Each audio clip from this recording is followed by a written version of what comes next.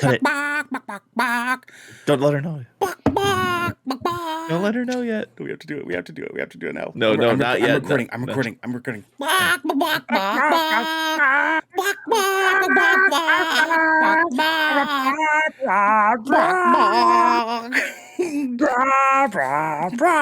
Jurassic Chicken Park.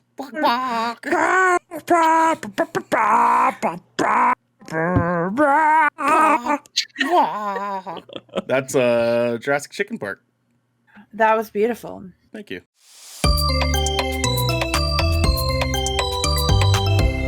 Good Kraken. What's happening, everybody, and welcome to episode 65 of the Good Kraken podcast. I am one of your hosts, Ernell Pearson, alongside the 5-star man, Devin Stanford. Hello. Welcome. Bird gang. Welcome.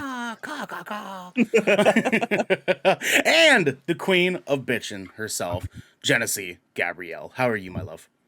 Hi, I'm okay. How are you? Oh, you know, we're all tired. We're all tired as fuck. We're all extremely fucking tired today, and honestly, like, I'm here for it because as we all know, and as some of you at home might know, when we're tired, chaos ensues because we don't have the energy to filter ourselves appropriately.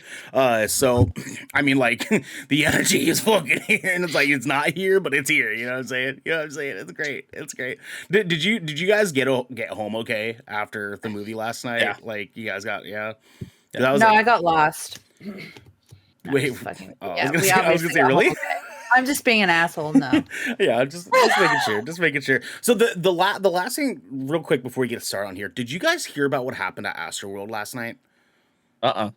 So unfortunately, and I want to bring some attention to this because this is really important, because especially with me and Devin being musicians, last night Astroworld, Travis Scott started playing, and people rushed the stage, and in doing so, accidentally killed 8 people. What? Rushing the stage. Where was this? I don't remember the location, but Astroworld is like the festival that is implicated for Travis Scott. Yeah, 8 people unfortunately passed away. There's potential that there could be more. They got trampled underneath everybody, and like people were getting like heart failure and stuff from like getting basically crushed and shit. Like it is wild. So I wanted to bring some attention to this because, like, guys at home, please, I hate to start this off in a very dark way, but like, please, for anyone that goes to shows, goes to concerts, whatever have you, rushing the stage is never a fucking good idea. Like, never a fucking good idea. And if you see someone fall at a show, like me and Devin more specifically have a responsibility as musicians to let people know this. If someone falls at a fucking show, please, for fuck's sake, pick them up. Like, please, for fuck's sake, pick them up, because, like, even at hardcore shows and shit like that, yeah, like, we kick the shit out of each other in, like, pits and stuff like that, but it's, like, if someone falls, that's a different ballgame, because, like, they obviously can die if they fall. Like, so please, for fuck's sake, be careful at fucking shows. Take care of each other at fucking shows, please. It's supposed to be a good time. It's supposed to be a fun time. Please do not allow yourself to take the life of another person on accident because you're having too much fun. Pay attention, be wary, be careful, okay? Now, with that said, we can take things into a different level now. We wish love and prayers and all the good energy towards the families of people that unfortunately got lost. So, we love you guys. Take care of each other. Just want to make sure we brought some attention to that because that is a really, really big deal. We don't want anybody fucking getting hurt, especially you guys that watch and listen to the show and hang out with us here. Please, for God's sake, take care of each other. Okay? Take care of each other. That's all we ask. We just want you guys to fucking be good. You know, we say it at the end of every goddamn show. Be good to each other. All right? Like the Good Kraken. Like the Good Kraken. Because we like to be good to you guys. And we like when you guys are good to us. And we like when you guys come in to our show because this is a Good Kraken podcast. You okay over there, buddy? Hey, it's all right. You can segue without laughing. I thought we were laughing at the face you were making. I thought that's what's happening. No, he's just laughing at his corny ass segue. The worst fucking segue I was I've ever laughing at done. Devin's Honestly, face. the worst fucking Sorry, segue Devin. I have ever done at all in the past fucking year that we fucking done this. I don't know. Anyways, I love it. I mean, you I do mean, some love it. badass cringe segues sometimes. Hey, my segues are pretty on point a lot of times. All right, I can't fucking work with I it. like them. Thank you, They're my Genesee. favorite. Thank You're you. welcome. Thank you so much. Anyways, this is the Good Kraken podcast, your choice for all the nerdy video game and pop media news, reviews, and discussions that you want to hear live every Tuesday at 7 p.m. and Saturday at 12 p.m. If you're riding this wave, you can head on over to patreon.com/goodkrakenshow where you can submit questions and topics to get to the show, get exclusive post-show content, and have early access to episodes before they go live on podcasts and video services everywhere across the 7 seas. However, if you've emptied your pockets for the latest and greatest in entertainment, that is totally fine. You know, watch us record this show live right here at twitch.tv/goodkrakenshow. If you have Amazon Prime, you also have Twitch Prime, and we would love for you to give that to us to help keep us pushing content out for all of you listening and or watching at home. But you can also support us by going to our YouTube channel, clicking that beautiful bell and big red button, or by subscribing to our podcast channel by searching Good Kraken with an exclamation mark and leaving a review there. Review. Devin. Oh. Cool. We have some captain's orders, my friends. Captain's orders here, okay? Please tell your family and friends about us. We are at the end of our fundraising event, our fundraiser stuff. We are now moving on. We are going to be making content for all of you guys, start planning things for the rest of the year, start planning things for next year. We're going to be getting ahead of the game so that we can be as consistently the fun place that you guys want to come and hang out. But we're not talking about unfortunate things at the beginning of the episodes. With that said, we are going to be talking soon about getting merchandise done.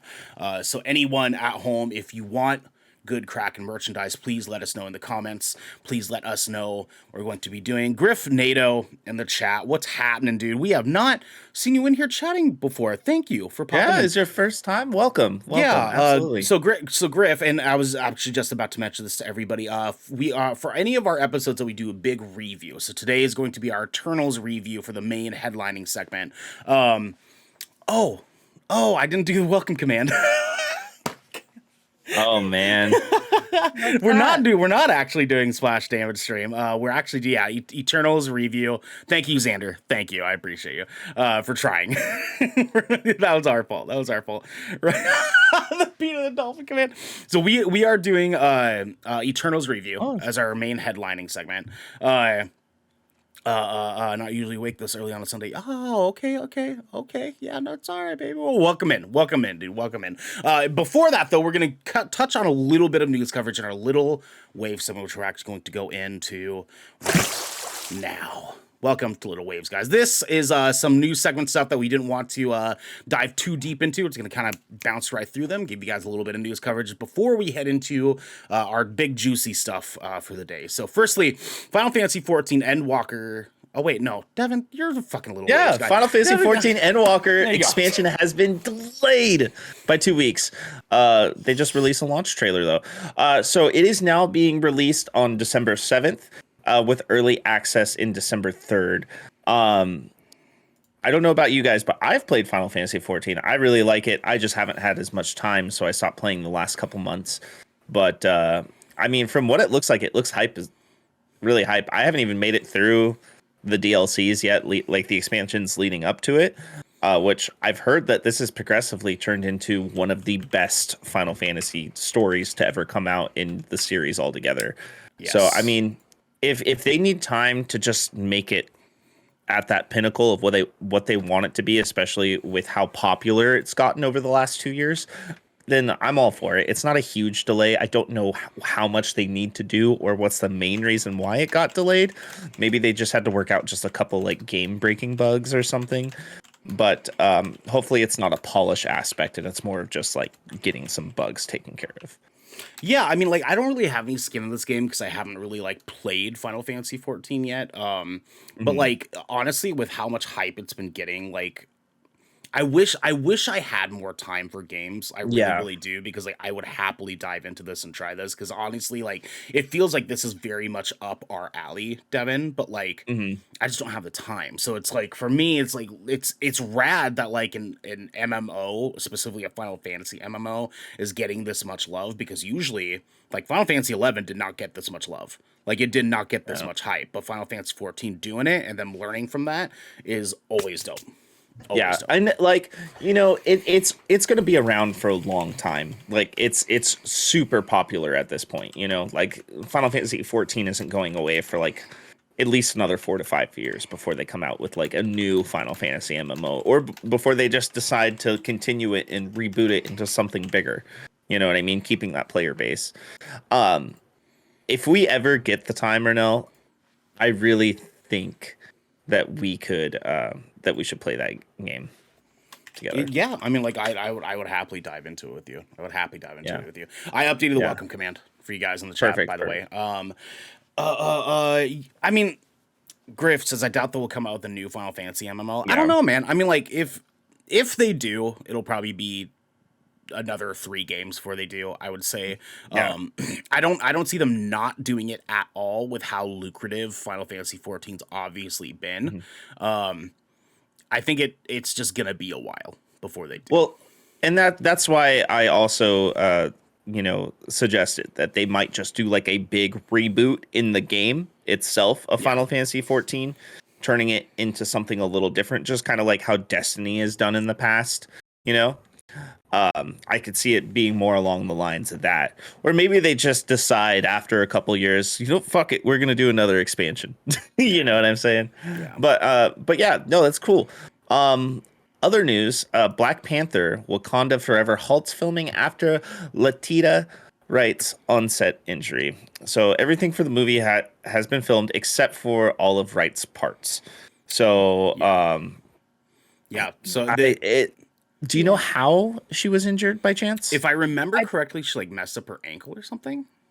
Yeah. I actually don't know that that was released officially, Oh, because the I did try to information. look. Yeah. I don't think that it was officially released, and she's been out of commission for 2 months, and she's Yeah. not yet healed. So I kind of doubt it's an ankle injury, especially because you could shoot around an ankle injury.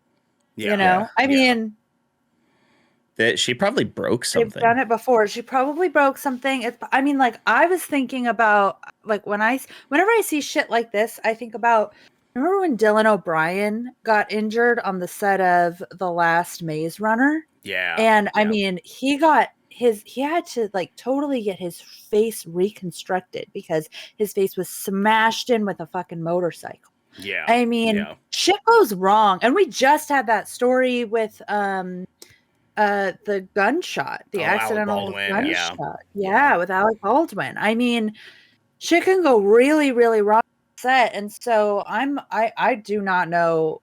I don't know Yeah. what happened to her, but I feel like it's not like a minor thing. Otherwise they would have shot around it, right? I mean, Yeah. Yeah. even if she broke her leg, I feel like if anyone's gonna find a way to shoot around that, it's gonna be full.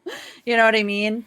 Yeah. I mean, because TV shows, you have to think like TV shows and movies shoot around that stuff all the time. I mean, especially because they're used to actresses being pregnant and whatnot, so they find all sorts of ways to edit in stunt doubles or do certain frame shots where you just don't see the lower half of them or whatever. Yeah.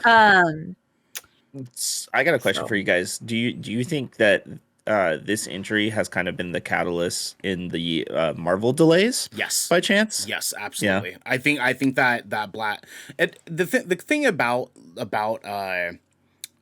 yes, Griff, they did finish the Maze Runner series. Yes. The thing is about like Marvel's like movies, especially going phase by like throughout the phase, the movies are all sort of like cohesive. And so it's Yeah. like if anything goes wrong with one, everything goes wrong with the others too, because they're all sort of like interlinked. The only exception to that has been Guardians 3, which is why Guardians 3 has not been delayed, because it has no real deep interweavings of the other movies surrounding it. While all the other movies got delayed, I'm almost positive this is a big reason why. Is Thor: Love and Thunder And- still coming out the same time frame as it was supposed to? I I'm think pretty that sure that one got didn't delayed. get. Did it? I think that I one think got delayed everything- once. Because Guardians is related to that. Yeah. Yeah. I'm pretty sure it got delayed once, but not by a lot. I think it was like by a month or something like that. So it's like, I mean, it's hard to say. Like, yeah. I mean, very long, convoluted story. Sure, I'm sure this has a big impact on that. Honestly, like I would not be surprised. Yeah. And they're positioning Letitia from what I understand. I mean, this was the fan kind of request, and also like from all the information we have, she's being positioned to take over Black Panther. Yeah, Right? yeah. She is Black Panther now. Yeah. So I mean, that makes sense. She's not just going to be in this. I mean, we're talking like every other movie that the Black Panther could possibly be in. Which is a lot of movies. Yeah, It's a lot of movies. Yeah, it's a lot. Because It's Black a lot. Panther is a huge part. Yeah, Well- I mean, we send our best wishes to Letitia, right? Yeah. Like, honestly, Yeah. like I hope she heals up really fast, because I mean, like we want to see another Black Panther. We want to see her back and taking that mantle. So And I do think that speaks to a bigger issue of not just like we're talking like filming delays and all of that, like the implications of an injury and the schedule, but I really do think it speaks to a bigger issue that we're seeing in Hollywood of working conditions for actors and stunt doubles and cast and crew. I mean, there has been a really bad standard for the conditions that they're working under, that leads to stuff like this happening. And of course, we don't know the details of it because it's not being released. But I can only imagine that, like, I mean, the amount of time that they spend working on sets, I mean, they have like 16-hour days at some point where they're working. That's, of course, people are going to get injured under that. that's You're exactly why exhausted and- why the stagehand walkout is happening. Like Yeah. exactly, Yeah. and that is exactly what led to Alec Baldwin situation happening. You know, like all those things are interconnected. But I mean, Yeah. we could dive into a way deeper conversation on that Yeah. end, but I want to keep things pushing. So Yeah, on another side of things that are still fucked up, Ubisoft employee group launches a new petition after its demands were not met. It's been 100 days since the employees made their demands after all the allegations and the mistreatment over at Ubisoft. So to fill Genesee in, because Genesee is not on this side of entertainment, Ubisoft is the company that has developed games like Assassin's Creed, Right. games like Far Cry, things like that. And in the workings of the Activision Blizzard stuff that's going on, which maybe Genesee might have been hearing a little bit about that yourself. And for you people at home that have not heard about it, Activision Blizzard is a absolute fucking hellscape of a company with an absolute hellscape of fucking management team in that goddamn company. And Ubisoft, apparently, in the workings of Activision Blizzard's employee walkout, Ubisoft has also taken up reins on trying to get some justice for their employees, because Ubisoft has had a pretty prolonged history of having some people in their management team be very direct with sexual harassment and just very just not okay shit. And it's been 100 days, as mentioned, that the employees initially made their demands on wanting to make a better fucking company. And oh boy, big yikes. Big fucking yikes. Goddamn fucking come on, Jesus Christ. Just come on. Yep. Come on. Yep. Like Devin, Yep. Devin, tell the people what we say all the time. Tell the people what our fucking motto is about this shit. Don't my be guy. a fucking asshole. Don't be a fucking asshole. For Christ's sake, don't be a fucking asshole. Be good. Yeah. Okay? Be good. Yep. Yep. Well, on really good things, Forza 5 will add an on-screen sign language interpreter. Yo, this is the best accessibility feature I've ever heard of so far out of anything. Oh, This Dude. is top notch. It's sick. Like as someone with unilateral hearing loss, like I have very much, and I'm gonna dive into a little bit later on for Eternals specifically because there's some cool stuff there. But for as someone who I've had to come to terms with the fact that like one day I'm more than likely going to be deaf, and so like I'm already starting to kind of like take on some like learning of like some ASL, like American Sign Language, things like this. Like you said, Devin, this accessibility gold. So there's it's for all the cutscenes. The cutscenes pop up. There's a little tiny like sort of like chromed sign language interpreter that pops up and explains what's happening in the cutscene to the person watching if they are deaf or have hearing loss. And dude, fuck yes, accessibility options. Yeah, Oh, give it to me. Microsoft. Give it to me. They've been kind of leading the accessibility in the game industry. They have. So Yeah. like Good on 'em. shouts Good on shouts out to them. Dwayne Johnson movies will no longer use real guns on set. So more especially after what we just talked about. So I mean, it's possible to make a prop gun that looks real. So Yeah, he goes on to talk about how they're going to use rubber guns on set. They're going to use rubber guns to try to make them real. But he went in depth and prolonged talking about how like we as Hollywood as an industry need to collectively decide that enough is enough. And he just said like anything that has to do with $7 production is not going to have anything to do with real guns on set. We're not risking that. So DJ, whoo, bless your fucking heart, Dad. Bless your heart, man. I'm telling you. Please be my dad. You know what I mean? Just please be my dad. I'll shave my head for you and everything. I can look like we're genetically inclined. We won't, but Zoa. I'll try. yeah. Yeah. Speaking of back to Zoa behind me somewhere. But anyways. yeah. Speaking of Dwayne Johnson, Marvel's Avengers was a disappointing outcome, according to Square Enix president. What's that have to do with Dwayne Johnson? because he's Black Adam now. Oh, sure. Well, that's DC also, but like, I know. Yeah. So they're blaming Crystal Dynamics like a bunch of bastards, and it's really when it comes down to it, every studio has its strengths in the type of games it develops, right? Crystal Dynamics has done a fantastic job with third-person like action adventure games. Yeah. And from what I understand, the campaign of Marvel's Avengers is actually pretty good. I haven't finished it, but I've played a lot of it. It is. But I think it's the fact that they wanted it. It's not Crystal Dynamics wanted it to be, but it's come out that Square really pushed for this to be a games as a service game. And I guarantee you they were going to do something similar with Guardians of the Galaxy until they saw what was happening with Avengers. You know what I mean? Yeah, I mean maybe. Yeah. But yeah, I mean, I don't know what to say. Like, Square, if you think it was disappointing, then maybe you should have provided more assets and funding to make it better. I don't know. Exactly. I just think it's such bullshit that like Squeenix is out here like just washing their hand, like trying to wash their hands of responsibility in this. Like Crystal Dynamics can only take so much blame, and just like Square Enix being the fucking publisher, like it's kind of is it not scrubby? It feels scrubby to me for Squeenix to be out here being like it's their fucking fault. They've never done an MMO before. They so their first time doing it and it fucking sucked. We recognize that it sucks, but it's their fault. It kind of fucking burns my soul a little bit. You know how many times that they've just come out with bunk games in the past?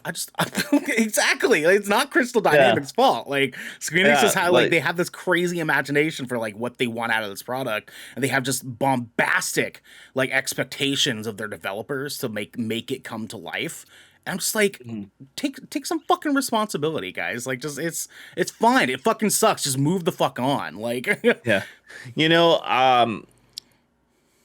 what this is? This is Disney coming down on Square, And then Disney being like, we're not going to let you do a fucking Kingdom Hearts again because you fucked up Marvel. And then Square's like, fuck. Now they're trying to put the blame on Crystal Dynamics to wash their hands clean so they can finish Kingdom Hearts off. Yeah, they get to Kingdom Hearts 8. Griffin Chat says, you just described all game publishers ever. Yeah, unfortunately. Exactly. It's just like, they're constantly blaming the developers for shit that's like, you guys make these calls too. Like, come on. Anyways. Yeah. So, a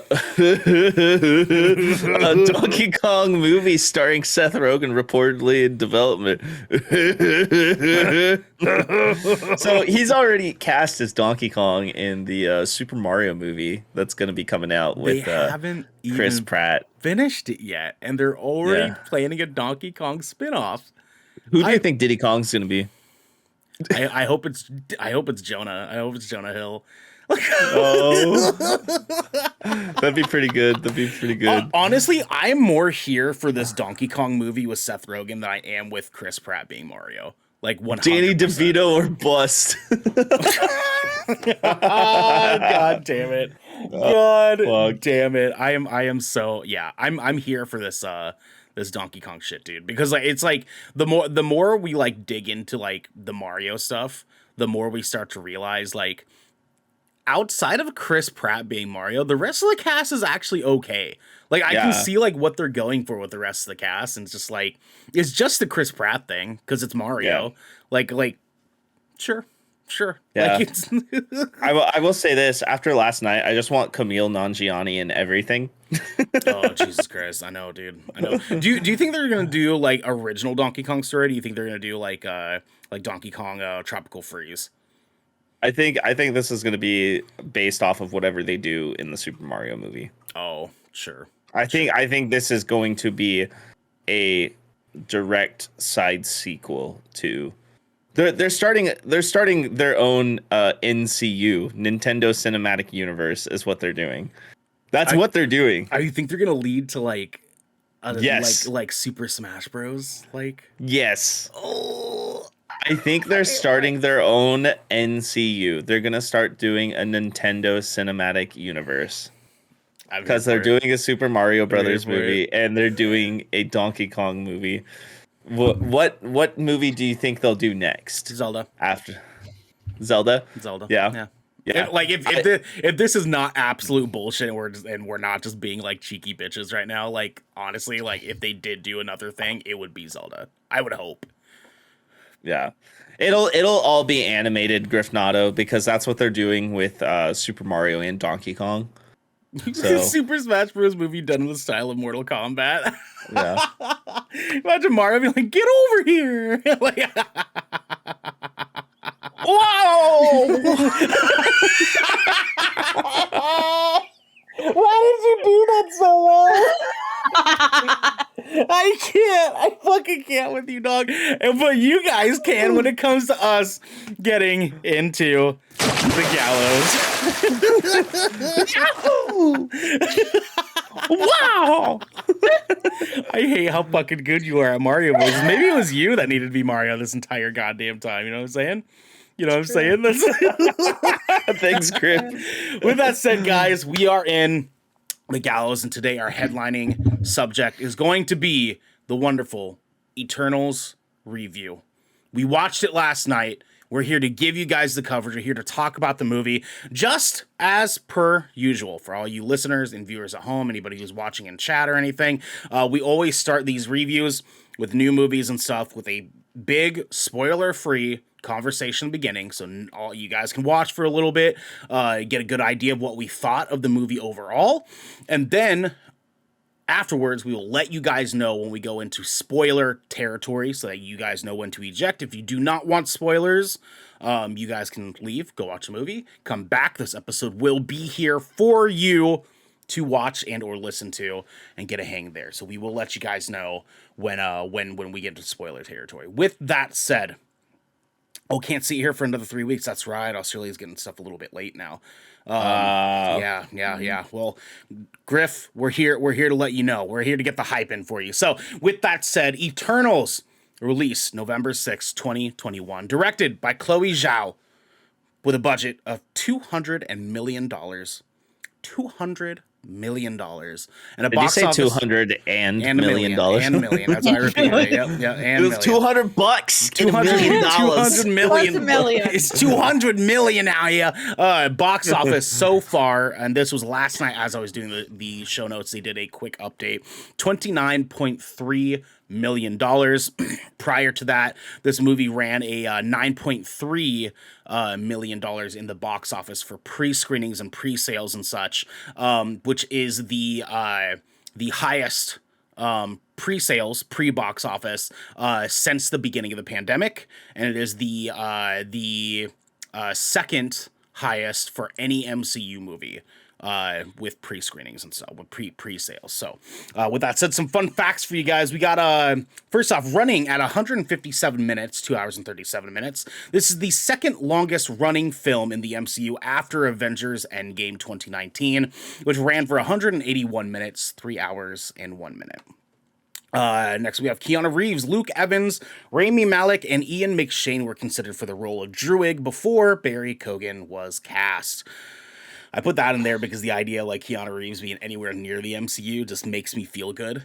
And so makes me feel nice. I mean, he's been meeting with Kevin Feige for years, and they've been trying to find a role for him. And I'm still gonna say this. I think it's gonna be Ghost Rider. God, I think it's gonna be Ghost Rider. I'm with you. I hope it is. I think you make a great Ghost Rider. Because I honestly don't see anybody else playing Ghost Rider. Yeah, like, off the top of my head, I can't imagine. Perfect Ghost Rider, like old man Keanu, imagine an older man like Ghost Rider who just fucks shit up. Yeah. Yes. Yeah. Give it to me. Give it to me, dirty. We'll see. Next up, the film's producer Nate Moore has revealed that Angelina Jolie wanted her for a very, very small cameo, but she was sort of surprised at the size of the role and really threw herself into Thena and created a movement style for Thena and a fighting style for Thena that was unique. That's rad. Like that's I think like having someone as big of an actor and as like historically like known and experience of an actor like Angelina Jolie being like, yo, I like this character enough to want to be more, is dope. That's fucking dope. That's stellar. Like, yeah. Also, like for the Goddess of War, she's like the perfect casting. Like, if you're gonna bring someone in who just screams like "Destroy me, Daddy," it's Angelina Jolie. Facts. Facts. Yeah. She's got. I had some big horny bunk energy last night. Like it was. I'm not gonna lie. She did good in that role, though. She did. Oh, she fucking phenomenal. Fucking phenomenal. With that said, Chloe Zhao is a fan of the comics and the Marvel Cinematic Universe and was considered to direct Black Widow 2021, but took her name off the list and pitched the film instead of Nate Moore. Kevin Feige recalls Zhao's spectacular pitch for the film, saying it was, quote, a very bold and very ambitious, sprawling 7,000-year story of humanity and our place in the cosmos, end quote. And also talked about it saying, quote, the notion of switching up the genders, sexualities, and ethnicities of the characters from the comics. That was part of what Nate Moore was really advocating for in moving Eternals to the top of the list for us to start working on, end quote. Yeah, dope. Like, that was one of the first things that, like, really caught my attention with this movie, like, prior to its release was, dude, this movie's like cast is so diverse. Yeah. And we'll get into it, but like they handled it really well. Like I was surprised. In March 2019, reports started circulating that the film was expected to feature Marvel Studios' first gay superhero. At San Diego Comic-Con in July, producer Kevin Feige confirmed that the film will include an LGBTQ character. It was also announced at Comic-Con that Tessa Thompson's character, Valkyrie, will be bisexual in the fourth film, Thor: Love and Thunder, that won't be released until 2022. So Eternals will be the first MCU film to include a gay superhero. Fuck yeah. Yeah. And I mean, let's be real. We all knew Valkyrie was bi. We all knew Valkyrie was fucking bi. Yeah, there's no doubt in my fucking brain. That just makes sense. Yeah. Honestly, the fact that they cut her scene, I don't know if you knew this, but they had a whole scene filmed in Thor Ragnarok of her coming out, and they cut it because Marvel's homophobic. So there's that. Yeah. There's that. But she will be coming out soon, so good for her. Very you mean Disney's homophobic, right? Yes, Disney is homophobic. Disney is homophobic. Disney, yeah. I think That's a good from like what I've distinction. noticed, I feel like Marvel's been trying to push for this stuff for a long time, and Disney's been fighting them back on it Because the because the the comics comics are are very queer as shit. yeah, very, very open. And like obviously we can tell that like Kevin Feige and Nate Moore have no problem with that at all. They're pushing for it. And I No. feel like Disney's just been like, nope. Yeah, well, and, Nope. and Chloe Zhao just coming in here being like, "No, fuck it, we're doing it." Like it's incredible. Like we like with that said too, it's just like Disney's hesitancy to do it. Like we're already kind of seeing the impact prior to this because it's not here in our trivia stuff, but this movie got banned in like 3 countries immediately because of one scene in this fucking movie. Yep. And Disney, I'm sure, I think it was like, 2. I think it was 2 scenes. well, there's. Wasn't it? Oh yeah, there's technically 2 scenes because two very different reasons, but 2 very different reasons. yeah. Well, I mean, it's not. The second one isn't necessarily it's a scene. It's kind of like a lot of A things. concept. Yeah, a concept in it. But which, like I said, we'll get into it. We'll get Gemma there. Chan had previously played the one-off villain Minerva in Captain Marvel. According to Kevin Feige, Chan was being cast as Cersei, was done because he deeply regretted that her talents were wasted in Captain Marvel and wanted to work with Chan on a film once again. Gemma Chan is only one of 2 other actors that has played 2 different characters in the MCU. I cannot remember who the other one was off the top of my head, but Griff in the chat says Marvel were the first comic book to include a LGBTQI plus hero, North Star and X-Men 120 in 1979. Griff is a fucking comic nerd. Yeah. I'm Hell here yeah. for it, Griff. Dude, my boy. My fucking boy. Guys, let's get into it. Devin, what were your top level thoughts of Eternals? I thought the movie was gorgeous, honestly. Like there was a lot of brighter colored like scenery and set pieces too that we saw in this, especially the city of Babylon looked amazing. And the movie was more focused around these characters' relationships and like their interconnections too, which I thought was really cool because like most Marvel movies, and I'm not putting this down because like I'm a sucker for this shit, but most Marvel movies are like bad thing happens, superheroes try to figure out who it is, then there's a chase around the world or space or other planets going after said bad guy, big climactic fight scene, okay, things calm down for it, extra big death might happen, climactic fight scene, then end movie. You know, that's usually like the formula of most Marvel movies. I enjoy it. But this movie was more focused around these characters developing those relationships and the different loves they have, the different passions they have, and how different they are, but how they all still are a family. You know what I mean? Mm-hmm. You know, and I really liked how it was focused around that. And like it still had good action sequences. It still had good special effects. It still had like interesting points. And it had a good twist in it, which we kind of don't suspect it for a bit, honestly. At least I didn't. But I'm dumb. But no, like I said, it's just great set pieces, great character development. And I have so many predictions now with how things are gonna go. Like it really set the stage for a lot to what's to come, even with very little hints too. Yeah. So no, I mean, did you like it? Like, where are your personal feelings on it? yeah, I like it. Obviously. yeah, no, for sure. But I mean, like, Not a bad person, Ernell. well, I mean, Of like, course he liked it. well, I mean, I'm more so asked because it's like, I mean, anyone can say that the movie is beautiful because obviously it's beautiful. But I want to hear like, you know, a little bit more on like how you felt about the movie overall. I liked it. I was captivated by the set pieces. Why I'm emphasizing them. Sure. And the way that they focused around the character development and the relationship of all the characters. It really drew me in. The movie has a good opening sequence. It's kind of cool how they made a lot of references of history and like iconic moments and how they were involved in those. I really liked how they intertwined that because then you start thinking about like historic moments and then like you think about the deviants and then you think about like all the monsters and legends that humanity has written about over time, whether it be like the Loch Ness monster or like or like flying drakes attacking castles. You know what I mean? And then you're like, oh shit, it's the fucking deviants. You know what I mean? No. Yeah. So, and they kind of showed that too with like all the different designs of the creatures as well.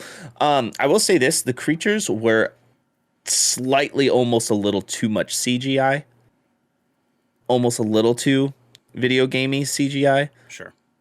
That's probably one grief I had, because I feel like with all the granted it still looked good, but I feel like some of the special effects could have just a little bit better for those CGI characters.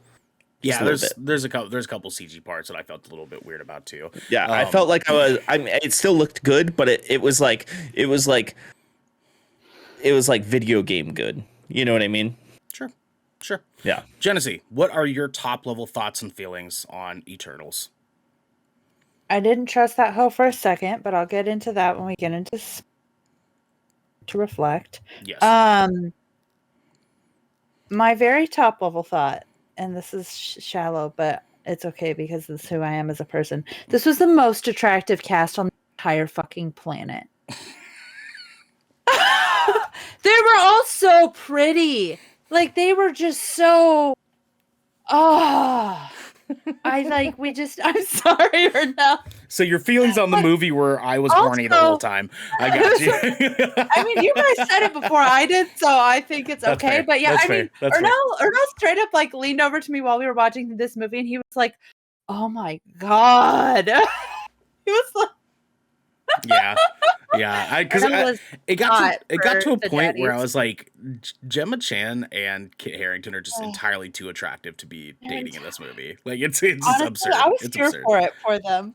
Also, though, I loved it because it did play. I mean, they are supposed to be these like otherworldly beings that are eternal. They're supposed to be incredibly powerful. It makes sense that they're all insanely beautiful. Like, they're essentially supposed to be like perfect beings. Yeah. You know what I mean? Of course they're going to be really pretty. But other than that, Marvel, I feel like, finally did what they thought they've been doing this whole time. And part of that, of course, has to do with them now being by Disney. Disney fucks up representation over and over and over again. I mean, I feel like we joke about it, but Marvel really is falling into Disney's trap of like having 51st gay characters or like 51st characters of color. You know, they're like, oh, we finally have a gay person for the 10th time. It's literally the 10th time you've had a gay person, and they're still like, oh, we did it. And I'm like, I don't understand how this is still the first, but it is. It's always the first time. And it's like, Disney, what are you doing? But this, I feel like this movie got it. It got it in so many different ways. I mean, I feel like this movie really got what we're talking about when we're talking about representation, because I feel like when we say representation, people often think like, oh, you're just casting like diverse actors, right? You're just casting like actors of different races and ethnicities, or and honestly, I think that's what people think when we say representation, but that's not all that we mean. We mean that, and we mean actors of different abilities and different sexualities and different genders, and telling those stories. When we're talking about representation, we're talking about like adding humanity to the people that we interact with every day in film. That's all we mean. And it really shouldn't be that hard. And Chloe Zhao made it seem like effortless. She made it seem goddamn seamless. And I could not be more happy with Marvel's first gay superhero.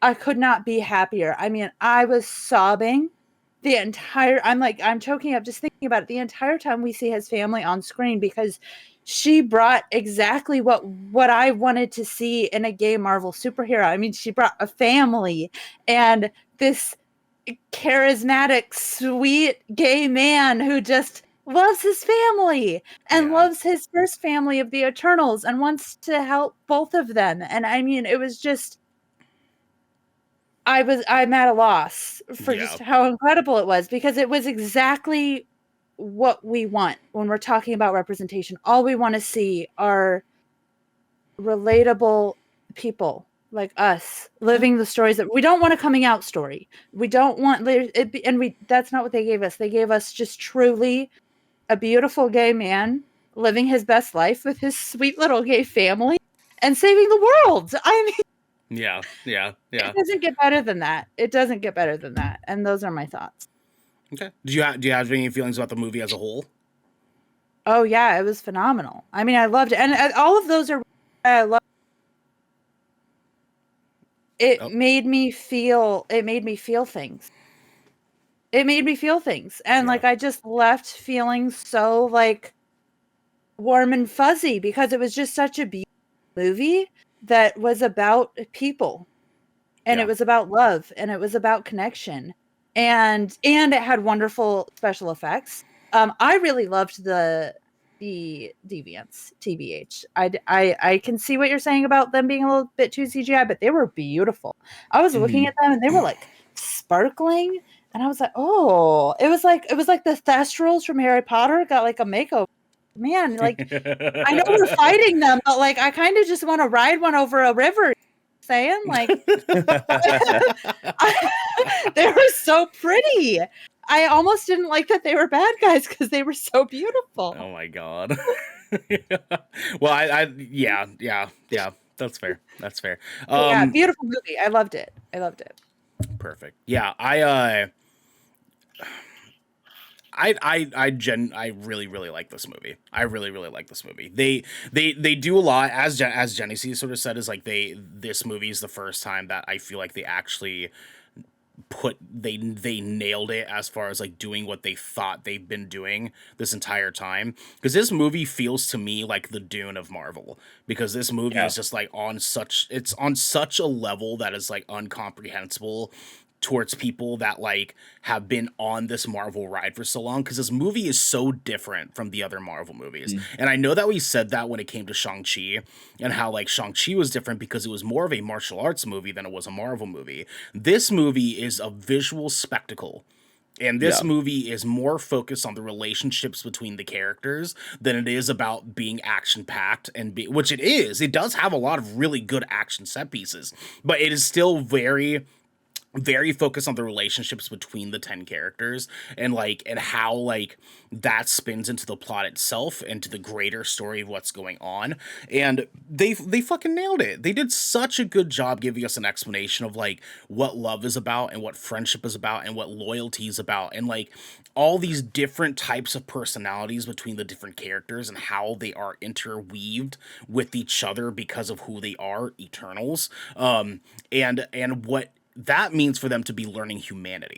And I thought that was probably like my favorite part of this entire movie, is like having that be the overarching theme just throughout the movie. Like they don't rest off of that. The entire time it's talking about the relationships. And it's like one of the things I was worried about, and I've given this worry to Devin before, was there's potential here that they could have too much going on. And they handled it so well, having 10 fucking characters and be like, we don't need to give you a fucking backstory on them individually. Like, they're Eternals. That's all you need to know. They came down to Earth. They are given that responsibility. All you need to know is that they're all best friends. They've been all together for thousands of years. They all love each other. They all have different relationships with each other. Like, they all interact with each other in different ways.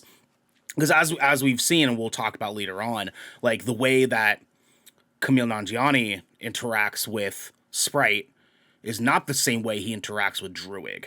And it's like they have such compelling different backstories to the individual relationships between the webbing of all the characters knowing each other, and they fucking nailed it. I do have a couple of grievances as far as like some of the story beat stuff. I honestly feel like the bad guys' names, the creatures, Deviants. The deviants. Yeah, sorry, I don't know why I had a brain fart there. I do really feel like the deviants were sort of an afterthought. It felt like to me during the film that the deviants could have just not been in this fucking movie at all, and things would have been fine. Like honestly, because it just sort of felt like the deviants were made to give them something to fight for 2 hours. And like there was no real like, because they tried to give us like an important plot beat there. They gave it to us and then they took it away. And like I don't want to dive into it because that's teetering on spoilers, but it's like The Deviants just kind of felt like they didn't really have like too deep of a place in this, besides just being like the consequences. Oh, Griff. Oh, Griff of the Thank sub. you. Thank you, dude. Thank you so much, dude. Thank you so much. The Deviants just sort of felt like a consequence to the action set pieces rather than actual like beings in the story. And that kind of bummed me out, especially when later on we see that there is actually something there and that they just don't follow through with it. And I'll get into it deeper later, but like that was kind of really my only grievance with this movie at all. Because the rest of this movie is so phenomenally well made. It's beautiful. The action is fucking stellar. The entire cast acted the fuck out of this movie for the 2 hours and 40 minutes we watched it. I was not bored at all in this movie. The pacing was so well done from beginning to fucking end. I did not have a single... We watched this stuff until fucking 12:30 at night, guys. I did not feel 1 sleepy. 1 o'clock in the morning. 1 o'clock in the morning. Exactly, yeah. It was 1 o'clock. I did not feel sleepy a single beat in this entire... I was interested the entire time. And that is one thing I feel like Marvel struggles on in a lot of movies is their pacing issues. And I feel like now they're starting to get it figured out. Because Shang-Chi, exactly the same. I was interested the entire way through Shang-Chi. This one, exactly the same. I have very good feelings about the quality content that we could get. Yeah, I think we're in a new era of Marvel after that we've ended the Infinity Saga. I feel like, you know, Marvel has been listening to people and like the Infinity Saga compared to what's gonna come is like child's play.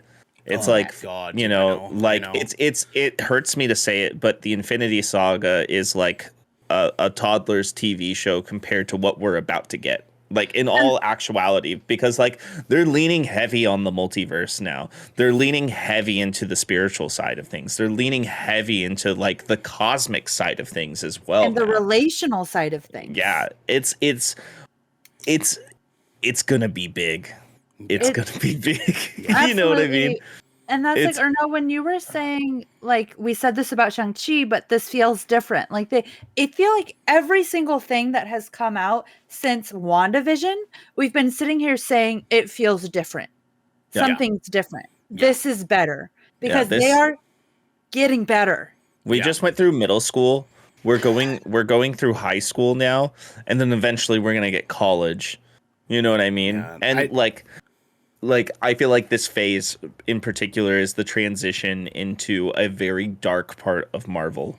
It's not going to be happy-go-lucky anymore. I think with that said, I think that they saw how people reacted to Endgame and Infinity War and those really major, just heart-crushing fucking plot beats, and they said like people want that. They enjoy that because they want to see stakes.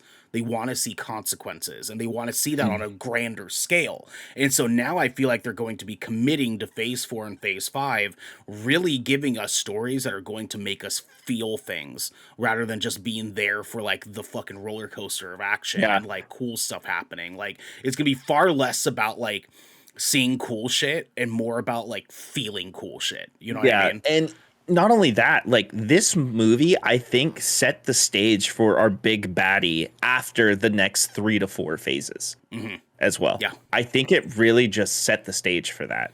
Well, there's a lot there. There's a lot there. Yeah. And we'll get into it in spoilers. With that said, Devin, what is your rating of Eternals? And should people go see it in theaters? I am going to give this movie I'm teetering. I'm like an 8.5 or a 9 is where I am. And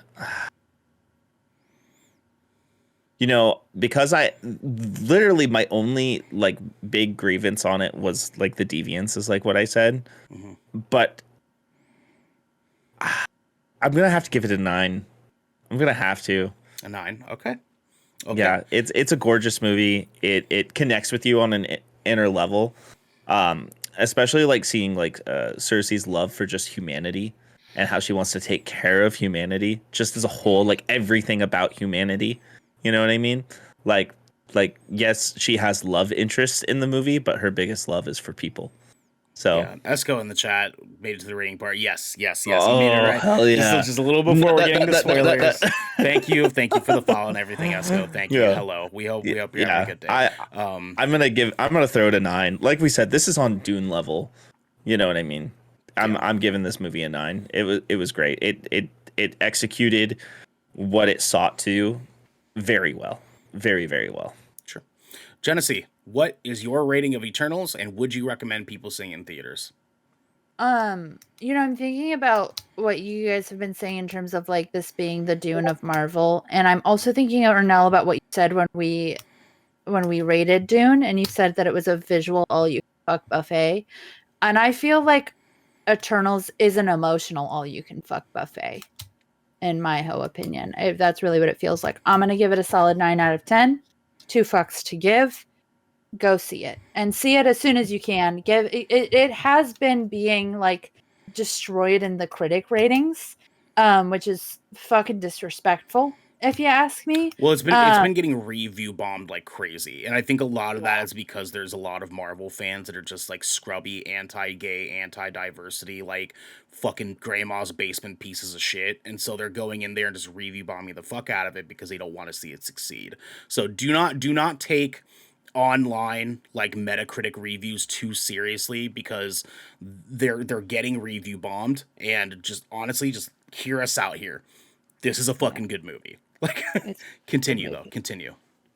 I mean, no, you said it, retweet. Like that is a fucking good movie. See it, support it, review it, like do whatever you can to support it, because it is getting review bombed. It is getting trashed for absolutely no reason other than people hating on it for having a diverse cast and having diverse characters.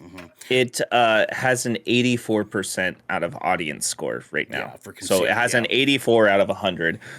Don't pay attention to the tomato meter, because that is part of the review bombing. It straight up has an 84% audience score. Well, tomatoes can't get review bombed. They're the only one that can't, because they've taken precautions not to. It was for tomatoes. The thing is, what I was telling you, Devin, is the other day, is that tomatoes is weirdly biased about superhero movies. Where like, unless it is undeniably a perfect movie, like say Infinity War, Endgame, they will give it a 50%.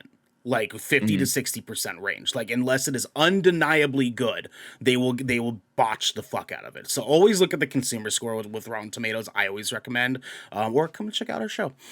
With that said, I will also be giving this movie a 9 out of 10.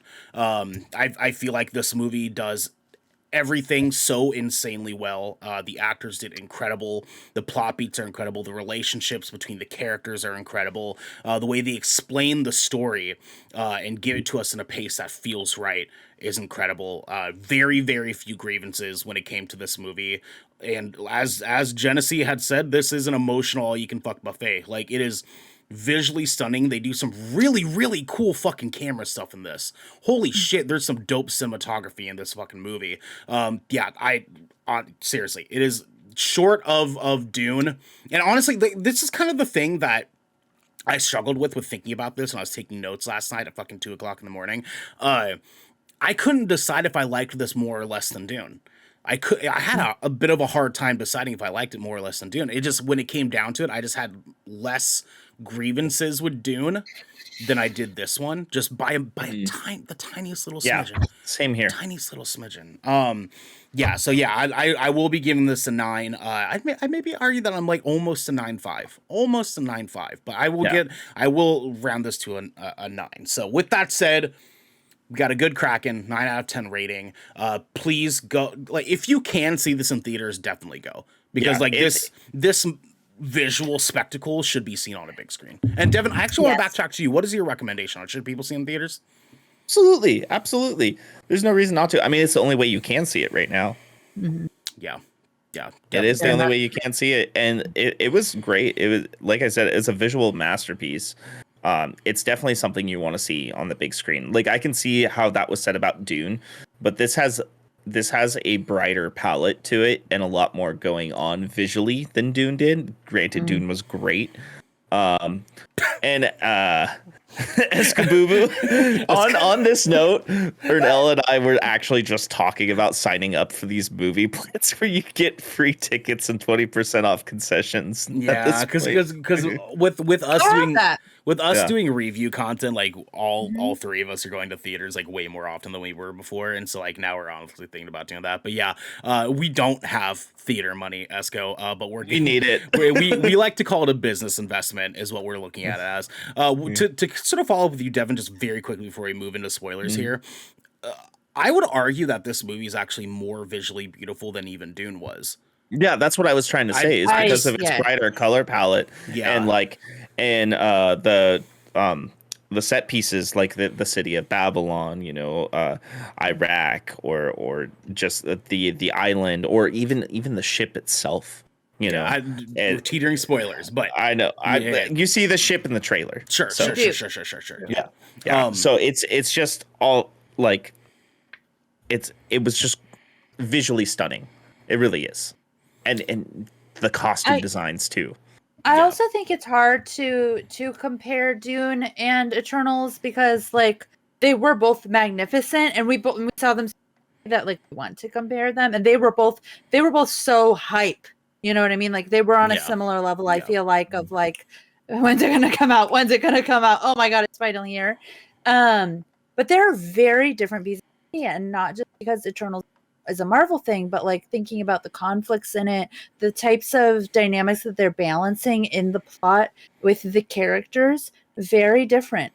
And I think Eternals had a lot more to balance than Dune did. Yeah, very much so. Dune was struggling to get a very like literary based, like written, like picturing in your mind like relationships and building into it, where you had to transcribe something that was very much theoretical into a visual thing. Whereas Marvel is, I mean, they're setting up another phase. They had a whole world to build. I mean, they had to, and we've had like 3 phases prior to this, so they have to like sit Marvel fans down for a minute and be like, hey, so everything that you knew up until this point, a little bit fake. Here are the Eternals. Like, there was a lot more to balance, and then you added in a really heavy emotional, relational aspect that absolutely I feel superseded. That's not the right word. Superseded means the opposite of what I'm thinking. But it did more than Dune did in terms of relational and emotional aspect. Sure, I feel like. Yeah, I would agree. Yeah, I think really the want to compare it to Dune is more so on a scale of like massive movies that are coming out this year or have come out this year, and I think that like if we're talking the top of the top, like Eternals is there. Eternals is up there in that conversation of like movies that deserve a lot of really big hype, especially coming out in 2021, where we have movies like Dune that have come out and like who could potentially compete with something like that for a movie of the year award, like things like that, and so it's I definitely see where you're coming from. I can also see sort of like the desire to compare the two because of their spectacle. You know what I mean? Right. And so absolutely. Yeah. With that said, Halo, thank you for the lurk in the chat. We appreciate you. As I said, I told Xander that Disney Adventures Campus has 3 of the Eternal characters that started there yesterday. It was on their TikTok main page. That's fucking dope. I want to go to Adventures Campus so goddamn bad. Yeah, me too. I'm not going to dive into that too deep. Maybe we'll do like a company trip or something in like 3 years or something like that. We can save up for it. It'd be dope. With that said, guys, we're going to be moving now into full spoiler territory. If you do not want spoilers, please head out the door. We love you. Come back. Go see the movie. Come back later after you've seen the movie. Come listen to this. Come talk to us some more. And also let us know what you think of the movie later on down the road after you've seen it. Let us know what you thought. Add us on Twitter. Comment in the comments below once it's up on YouTube and stuff. And yeah, with that said, thank you guys for popping in. For all of you that are sticking around, let's fucking do it. Devin, I want to start off with a prediction.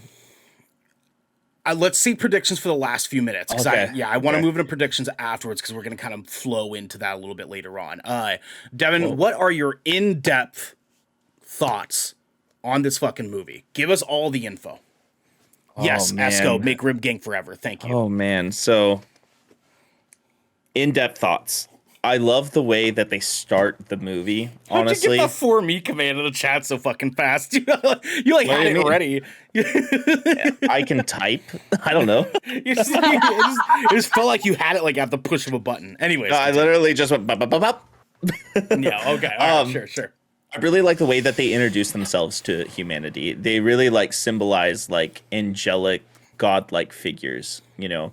And I love how like their names are all very reminiscent of gods and legends of you know, history's past and stuff, you know, like Gilgamesh, Icarus, Athena, even her saying drop the A, it's just Athena, not Athena. You know what I mean? Like I like that, you know.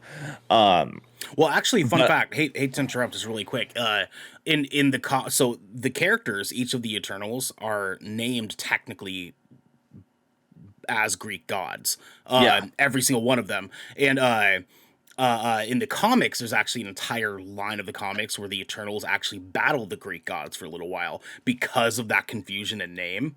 Like the Eternals were starting to get credit that the Greek gods were owed, and so the Greek gods got pissed off by it. It's an entire story. So that was actually just an ode to that storyline, and it's fucking dope. It's so fucking That's dope. sick. I might have to look up the you know, the visual novel for that and see if I can get the series or something. Yeah, it's worth looking I into. honestly I didn't know a lot about the Internals going into this, so I learned a lot. Like I learned some going up to this movie, like being related to Thanos and like stuff like that, you know. But like seeing it, right, and like the way that Marvel explained it too, like through this movie was very good.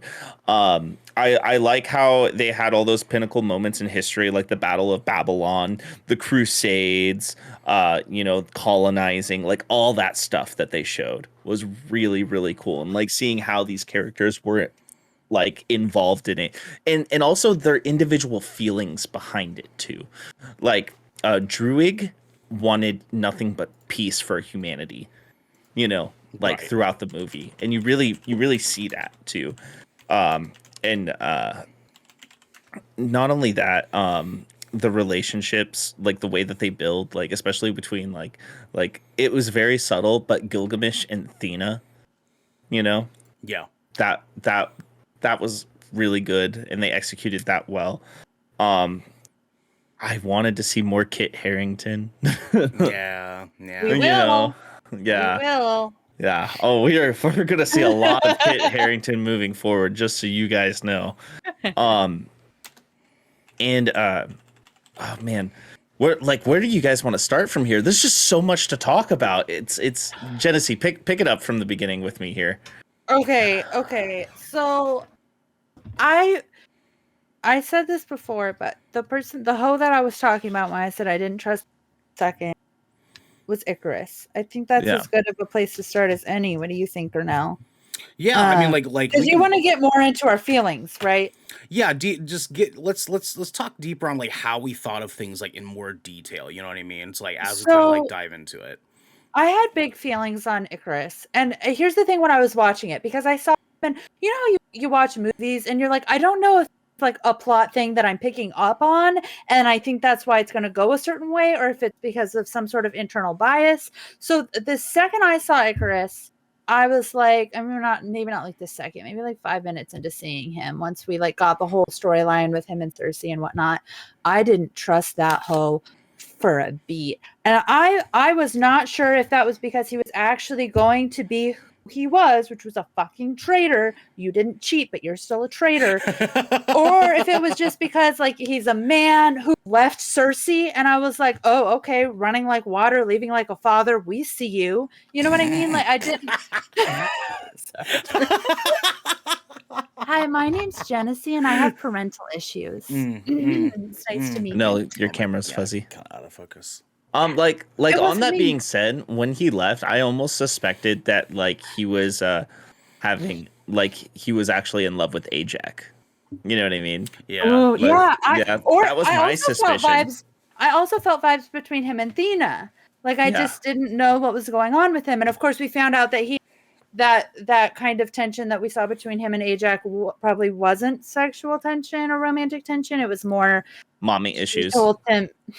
Well, I mean, like in a way, you're not wrong, Devin. I do think You're not wrong. It was kind of a little bit of a strange, like, mommy doesn't love me as much as she loves her other kids, and I want to earn her love more than the other kids do. And it kind of played out in that trope, which I think is why, Genesee, maybe that's why you didn't trust him very much, because it was a little bit tropey in the beginning. Like, he just shows up.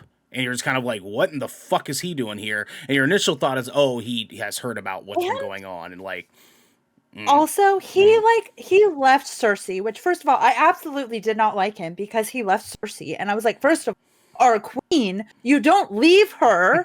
Like, what the fuck? She was wholesome as fuck. Did anyone? She was so wholesome.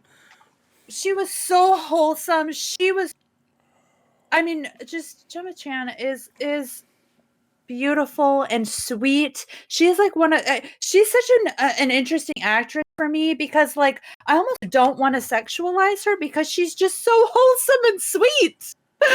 Yeah, you know what I mean? They definitely got that across with her character. Yeah. Like, so well, but at the same time, she does have that just like radiating beauty, and like she has so many things going for her, especially in this role. And so I'm like, you abandoned her, like you ghosted Cersei. What the fuck is wrong with you? And then he shows up out of nowhere, like that ex who just shows up out of nowhere for no reason when she's happy with this nice man. And with fucking Kit Harington, she's moving on. She has a great job, living her best life in London. And this hoe comes out of nowhere, babe. You look good.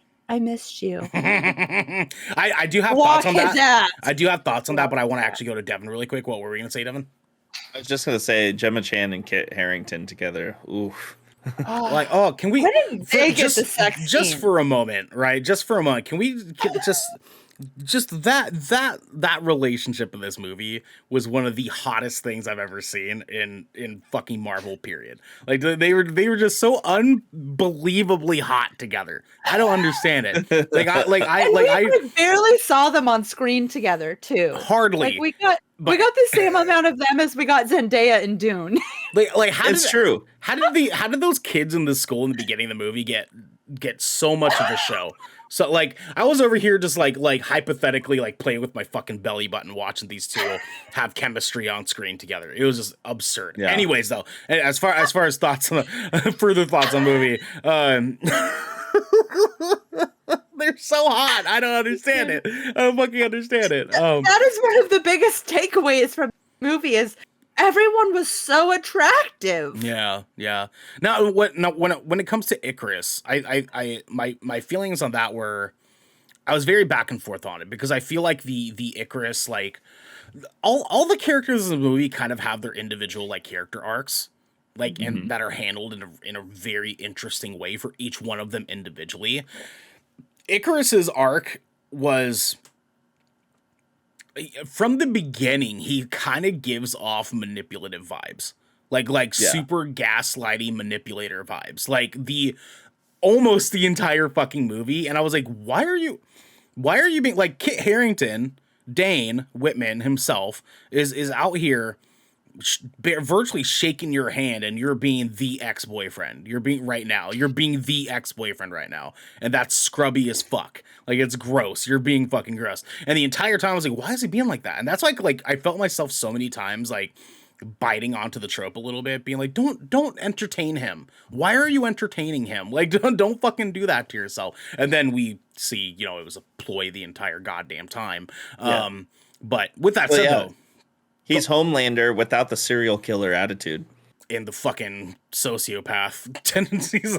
He's not out here jerking off at the top of the Statue of Liberty. That's for damn sure. He was one step below potentially doing it, but with that said, though, I think one of my favorite things that I want to bring up in this conversation is how they did such a good job making each one of these characters so individual. And like they did not feel like not a single one of them felt like throwaway characters. Yeah, no. Not a single one of them. Were you going to say something, Devin? Sorry. I the stream looks kind of funky. Looks a little funky. That's fine. As long as we have the regular one. it might fluctuate and come back, but is it like get worse or? Oh yeah, it's getting really bad. You can't even see us. I didn't touch it. Oh, maybe. Yeah. Oh yeah, no, it's real bad. Okay, well, there's nothing we can do about it, so we'll continue on. As long as the recording is fine. With that said, though, the characters in this individually are done so much justice by making not a single one of them be throwaway characters. Every single character in this movie has such an interesting, in-depth story. And like personality and who they are individually. And one of my favorite parts of this movie was actually near the end, where they find out that Icarus is an asshole, right? They find out about it, and they start talking about like, we have to do something about Icarus. And Camille Nanjiani, I think his name's Kingo in this. Kingo, he says, listen, like he. Oh, Raven with the raid. Oh, Raven, what's up, dude? What's up? Hi, guys. Hello. Oh, welcome. So here's the deal, guys. We are a podcast, so we don't do raid intros or anything like that. We will give you guys a warning right now, though. We are all currently in spoiler territory for Eternals, the new Marvel movie. Hi, Fifi. Hello. Welcome in. Thank you, Raven. We love you. We love you. Oh, hi, Lash. Guys, love you, Raven. Hi. Lash. Hi, Lash. Yeah, guy, we are in spoiler territory for Eternals, guys. So if you do not want spoilers for the new movie, thank you, Raven. We love you too. If you guys do not want spoilers for this movie, please, we don't want to spoil it for you if you don't want it. So come back to us. Come back to us after. We love you. We love all of you so much. Thank you so much. We don't want to ruin the movie for any of you at the same time, though. So, gotta go, sir. Yeah, Z-Mando. Thank you. Yes. Thank you guys so much for the raid. We of course. Yeah. Please come back. Please come back though. We do this. We'll be podcasting again on Tuesday at 7 p.m. Pacific Standard Time and 10 p.m. Eastern Time. We also have a gameplay stream we do on Wednesday at 7 p.m.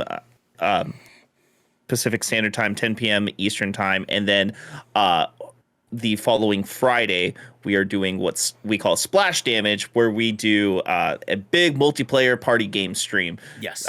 Same times as well. Like, come join us any other day of the week. If you've seen Eternals, hang out though. Yes. If you got a chance to see it already, please come in and hang out with us. What I was saying, now that we got the warnings, and if you're still here, you've been warned. We love you. Okay, we love you. Thank you so much, Z-Mando. Yeah. Thank you so much. We appreciate you, dude. And all of you. We appreciate all of you, seriously. Like, we love all the love that you guys give us. And Raven's community has been nothing but just fucking wonderful to us. Seriously. We love all of you guys so damn much. Oh, I'm gonna cry. No, I might. I've been real emotional this week. I don't want to talk about it, but why? Because Sadtober's over. Mood. I mean, maybe. Honey, we are in full sad girl autumn. Yeah, I know, right? Sad November. Yeah, we're in it. We're in it.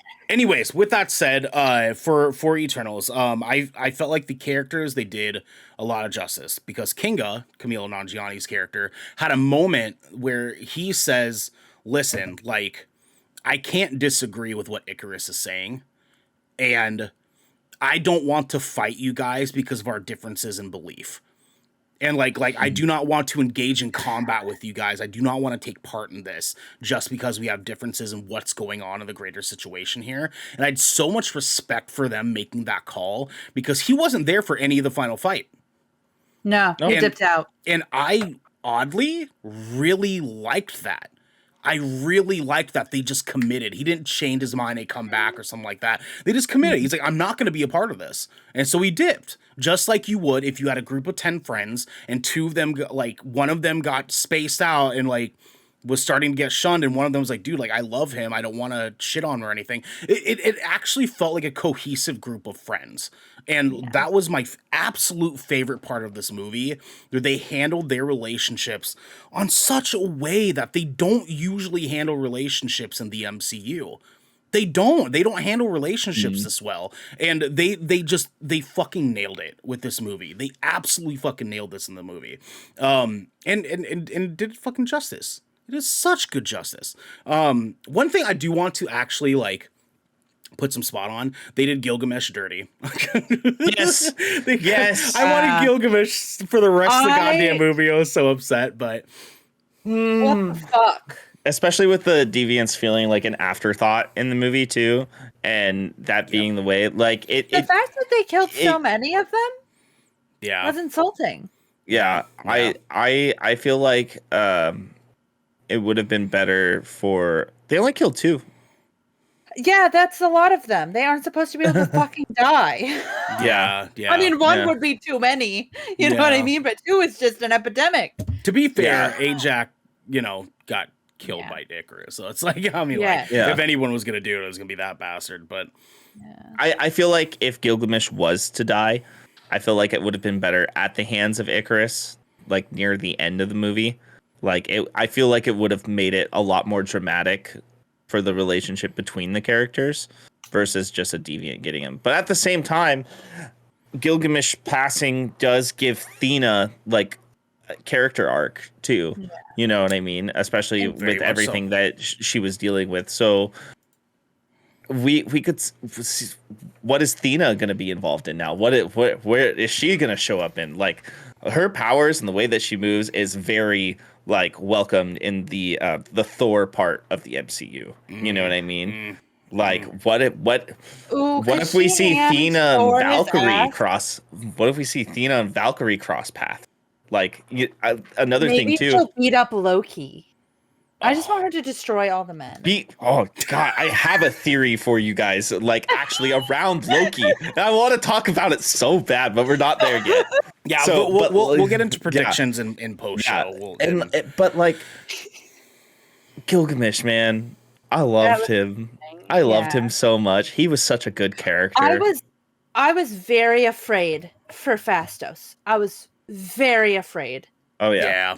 Yeah. Especially because it took them so long to introduce him. I mean, we got through like an hour of movie before we even met him, and I was kind of upset. I was Present day him. We saw previous him, but present day him. we saw previous him, but present To day actually him, have him yes, yeah. involved. And right? even when Yeah. he was in the like flashbacks, he didn't get a whole lot. And I was like, I found him to be like the funniest, most interesting character. And I'm probably biased because he was a gay man who was not like troped up. You know what I mean? Like he Right. wasn't out here being like this super stereotypical gay man, but he did have a very distinct sense of humor and was like mildly flamboyant. And I was like, I love how powerful he is near the end of that movie too. Because Everything he about was the that. one that was like essentially clipping Icarus's wings for a good portion of that he was final the only arc. one who could lock him down, right? Yeah. yes. Yeah. And I love that he was like the technology, like smart man. I am out here for Fastos. Come at me, Oh, especially. she cut out. You cut out for a Yeah, second. yeah. Sorry. No, it's okay. Yeah, no, it's okay. It might just be like a fluctuation in your internet. It's It could have been a clip. It could have been a clip. Yeah, Really To fucking tell you the help. truth. It Yeah. happens. It's You're okay. good. You're good. Did I meet Um, myself again? No, you're good. You're good. We love you. We love But you. yeah, I agree with you. Hold on. You were saying something, Genesee. Continue. Yeah, I mean, I could go on about Fastos forever because I mean, you guys know I've been waiting for Marvel to do this forever. Mhm. I mean, even before I came out of the closet, like I think it's interesting because there is a whole aspect of like before you like realize you're gay or accept you're gay or tell people you're gay or whatever, like at least for me there was a big pull to the community, partially because my mom came out when I was 9. And so I've been very immersed in queer community my whole life. And I remember like growing up, I've been an MCU fan since the MCU has been a thing, which is important because that was in 2008. I was a straight up child in 2008. You know what I mean? Like I was young. And I've watched all of them as they came out, and I have loved all of them. And since being very, very young, I like before I even understood my pull for wanting queer characters, like I wanted to see that. You know, I want it because it's just such a natural part of my life in my community, and like not seeing that is sad. Yeah. And so, but then also there is a part of that when we were told back in whatever it was, 2019, that we were going to get a gay superhero, I was apprehensive because we've just been let down time and time again. In terms of LGBTQ representation. And I mean, I talked about that when we got Loki. So getting Fastos, getting a character that is just so wholesome and whole. I mean, he's a whole person and a whole being that he was just incredible. And he got the best joke of the trailer, that fucking IKEA joke, man. And then especially once I found out that he was the gay character, I was like, that was a really well planned joke. And it's still hit. And it's still hit. Even though we saw it in the trailer, it's still fucking hit. Here's the thing too, though. I actually didn't know that he was going to be a gay character. So when we got into this movie, and I had seen when they come up to the house, and his husband or partner, I'm not sure exactly if they're married or not. No, he did say husband. Right? Husband. He said husband. Yeah, they got married. Yeah. His husband was playing with their adopted son. And I saw that and I was like, oh, are they going to do it? Are they going to fucking do it? And then like they get inside and you see their interaction with each other. It's like, oh, they're fucking doing it. Like I got so fucking excited about it because they were doing it in such a way that felt so just, because here's the deal, Genesee, right? Like I want to bring some attention to Makari. Okay. And as I mentioned in the beginning of this episode, for you viewers and listeners at home that weren't here in the beginning, I have unilateral hearing loss. I have 90% hearing loss in my left ear. And 60% hearing loss in my right ear. I am bound to be deaf one day. So like having a deaf character in this movie have that form of representation for disabled people touched me in the same way that you were touched by them having a gay character. Because and in the exact same way that they both were done so much justice in the way they were handled in representation, where their being gay and being disabled was not an afterthought. It was actually like very much like intended for who their character is, but they handled it in a way that said it's just who they are. They didn't make it a thing. It wasn't like Festos was going through, gay trauma and they were using that as a plot device. No, he just was one of the Eternals and he just so happened to be gay. With Makari, she just was an Eternal and just so happened to be deaf. They didn't make a thing of it. It was not like a plot device. And so when they handled it, where they just were around them and they were just accepting of the fact that she's deaf and he's gay and it's just a normal part of who the fuck, they had no quarrels with it. No quarrels with it. And it was beautiful how they fucking handled it. So yes, I catch your excitement for that because they just handled that with so much beauty and so much grace, doing these characters justice. With that said, guys, we do have only, I want to cut this off here in a few minutes here. What are some final thoughts that you guys have? Genesee, you're already talking, so we can probably start with you on this. What are your final thoughts on this?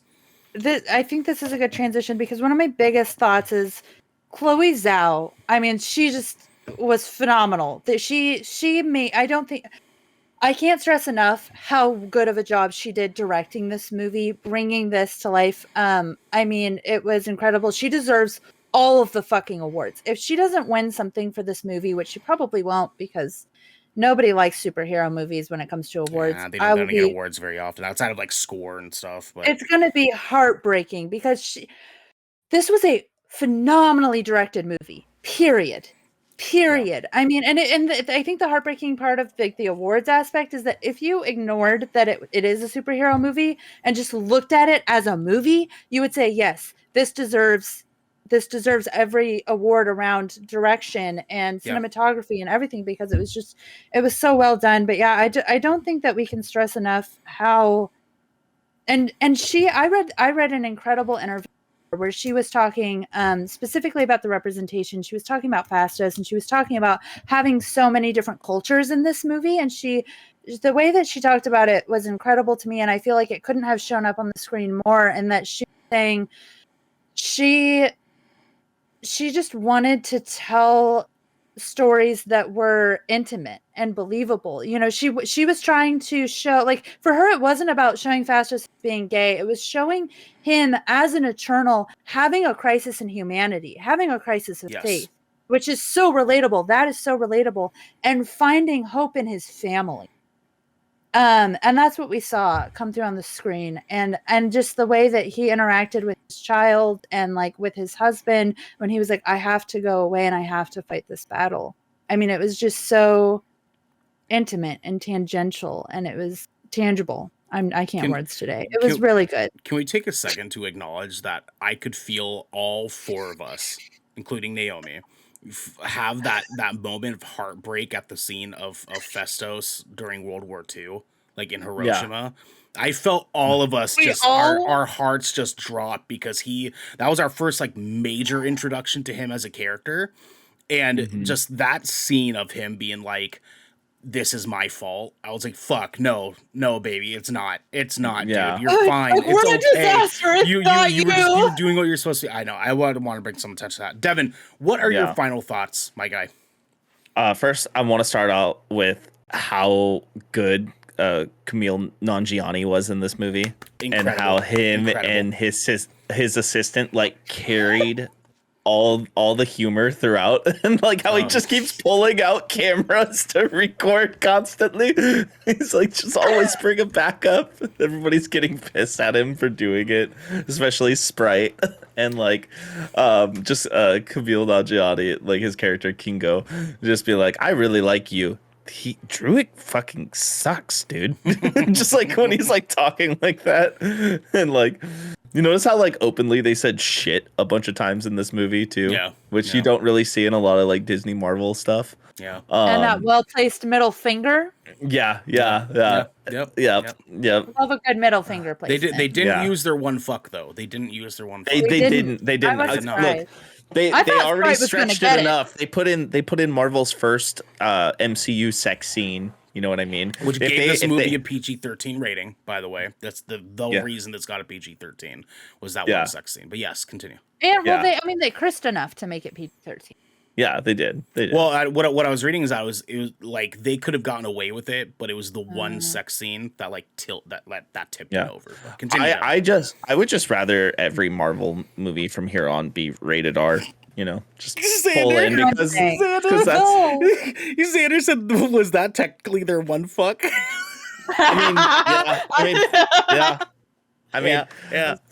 But like, one thing I want to go over, like with my final thoughts, is this is a catalyst movie.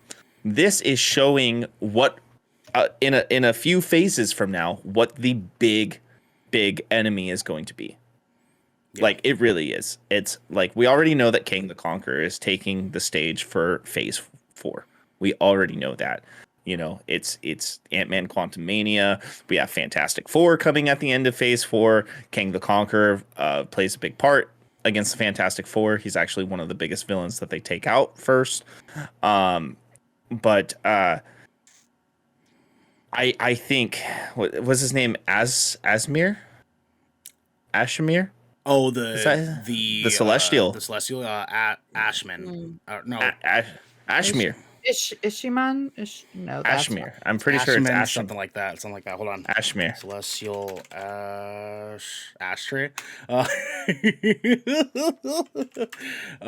It is. It's Kashmir? No, it's not. Kashmir? Kashmir? It's not Kashmir, sweetie. And it is. Hold on. Wow, I'm Arishem. Wow, we were all wrong. Kashmir. It's Kashmir. It's Ashmere. Xander. No. God bless you. Gesundheit. It is Ashmere. It is Ashmere. Or Arishem. Yeah. That's Arishem. Yeah. Arishem. God damn it. Arishem. Yeah, Arishem. Words, guys. Words. There's a lot of names in this movie. There are. There's a lot. Yeah. There's a lot. So Arishem is pretty much like at the end of the movie says he is going to come back for judgment to judge humanity. So what does that mean? Arishem wasn't the Celestial. Yeah, he was. Arishem? Yeah, Arishem was like... Yeah, Arishem Judgment. was like the god dude, whereas the Celestials are under. right? No, he's the So- original Celestial. So Arishem was the first Celestial to ever come to be. He created Yeah. the universe, and he Okay. created the universe in order for him to plant seeds in individual specific Right. planets. The life of that becomes planet celestial. grows, and then that planet explodes at the birth of a new Celestial. The Celestials created the Deviants to go onto planets in order for the population of the planet to have balance. But then the Deviants became out of control. They evolved in a way that the Celestials could not control. So they made the Eternals to throw the Eternals down and create that balance some more. So yeah, Arishem is a Celestial. Now, Devin, are you wanting to go into predictions? Is that what you're trying to do? Yes. Okay, Yeah. I want to save predictions for the post show. So Go for it. let's- I'm just saying, but in the movie, it's not even a prediction thing. They set the stage and he said he is going to come back to judge humanity at the end of the movie. Yes. So it's going to be really interesting where they take that direction, because he is ginormous, and it's like making like, how the fuck do you fight that? You know what I mean? The fucking scale. Yeah. Oh my god, they handled it. He's so bigger well. than a planet. Like the way that his head, like he pops up and parts the clouds over London and everything, and just Dude. so good. All of us were horrified at the sight of that, right? I felt that tension with all of us too. It Like, came out of nowhere too. It was like it was almost on par with that Infinity War moment when Thanos snaps his fingers. Yeah. Almost on par with that. Yeah. It was like, oh fuck. And then like also like, Kit Harington's character, the Dark Knight, like seeing that and Black just being Knight, like Black Knight. Black Knight. He's not God, Batman. I keep He's saying not Dark Batman. Knight. It's Yeah. okay. Yeah. Even though they make even though they make DC references in this Marvel movie. They do. Yeah, they do. They do. But which I think was a first too. I don't wear a cape. Don't wear a I cape. don't wear a cape. It was Oh, so so good. do I just call you Clark now? Oh, that So was good. good. So good. So good. That was good. But yeah, I just love how it set the stage. It really introduced a bigger part, and every time that that Fastos was using his powers to like build technology, and I kept seeing an individual ring around all his fingers. I was like, I kept looking at Ernell. I was like, Shang-Chi, because is this relatable? You know what I mean? Like the whole time. just so fun. Just the things they do in this are so fucking cool. Yeah. I guess, I mean, really with that said, like my only real final thought is like, please go fucking see this movie. Cause like they handle this movie so goddamn well. It's so beautiful. It's a spectacle. Like it is a marvel. It is a marvel to see. Like you should absolutely go see this fucking movie. If you have any interest in superhero content, this movie is it. Fucking do it. With that said, we are also it.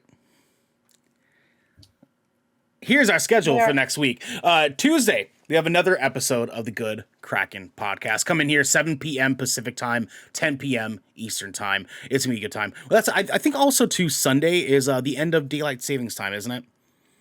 Yeah, I think so. Tomorrow. Fix your clocks. Fix your clocks tomorrow, guys. Make sure you're good to go. I don't want anyone waking up late on Monday for work or anything like that. On Wednesday, we have another gameplay stream. It's actually going to be with Devin, I believe it is. On Wednesday, Devin's going to be streaming Forza Horizon? Yeah. Yes. Yeah, Forza Horizon 5. I'm going to be playing it on the Series X, so I'm going to try and get the best performance I can. This game has been getting reviewed extremely well, like straight 10 out of 10s across the board. I'm not a big racing game person, but every now and then I'll pick one up. Like the last Forza I really got into was Horizon 3, and before that was like Motorsport 5. Or 4. Yeah. I can't remember.